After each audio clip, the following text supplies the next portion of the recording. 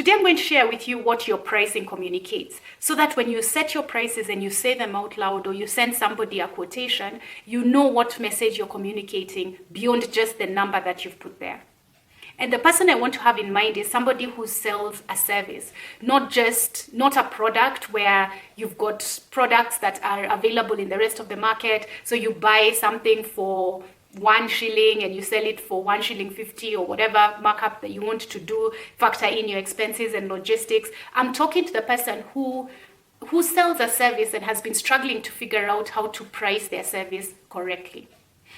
So if you're a coach, if you're a consultant, then this video really is for you, because that's who I have in mind when I'm sharing these things with you. My name is Jackie Mwangi and I'm a digital marketing strategist and coach. So I am a coach who provides a service, who also goes through the same thing of getting to understand what is communicated in their price, so that you can also avoid making some of the mistakes that I made in the beginning. Because in the beginning, I used to underprice my services. And when you start to do the work and you start to deal with the problems that arise from doing the work, you realize that you hadn't factored in those headaches, those late night presentations, those meetings, that troubleshooting. You hadn't factored in your time or your energy in being able to solve these things. So you didn't factor them into your pricing. When you're saying your pricing, this is what you're communicating. First, you're communicating your confidence level in getting your client results. Because nobody prices their products low if they're confident about the results they can get their clients. Mercedes does not price their product low because they are not sure whether that car will be able to get you to where it is that you need to go.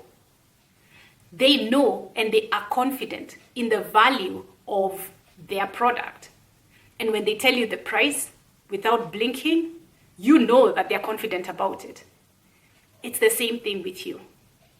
Somebody who offers your kind of services, let me use a life coach as an example. A life coach who prices based on what the rest of the market is charging is communicating that their confidence levels are at par with the rest of the market. Then comes somebody who comes and charges 3 times more. And everyone's like, what are they giving their customers? What are their clients getting? And now everyone's curious, because you're thinking, if they're charging that much, there must be something there that they're doing that we are not. And that's what usually happens. If you're confident about the results you can get your clients, then it doesn't matter when you're having that conversation about price. You're not going to blink when you say your price, because you know you're going to give them more value than what it is that you're charging them. So you know, and intrinsically you understand that the value that you're providing is going to be higher. So as a result, you present yourself that way and you seem more confident, right? And as a result, you can then talk about higher prices as well. So it's like a loop. It just comes full circle. You're confident about your ability to get results. You're able to communicate a higher price than the rest of the market. You feel more confident because you're paid more than the rest of the market, which helps you deliver better results. And it just goes round and round and round. So that's what you're communicating in your pricing. Another thing that you're communicating in your pricing is what you think about yourself, how you feel about yourself and your value. You communicate that in your pricing. So when somebody asks you about a price and they think in the back of their mind, this person doesn't really value themselves that much, and they sign up for your coaching program or they sign up to get your coaching services, one, they won't really value what it is that you're giving them. So that means they won't get great results. And that means that if they're not getting great results, then you're not giving your customers success. So you're not getting recommendations or testimonials. And as a result, it just goes down again in the opposite direction. If you're not getting people results, you're not getting the momentum that you need with referrals and testimonials and all that. And if the person perceives that you don't value yourself because you're also charging low, what will they do? They will treat you badly. They will send you text messages at night, right? At least for me, I switch off my phone at night, so you can't reach me. And when I don't want to be reached, my phone is actually off, and I'll not respond to messages just because it's arrived. But people respect that, and they know if you need something urgently from me, I have my program set up in the way, in a way that works for both of us. I communicate this clearly in the beginning. If you try to go outside this, I'll get you back in line. I'll tell you, hey, we've got this this process set up.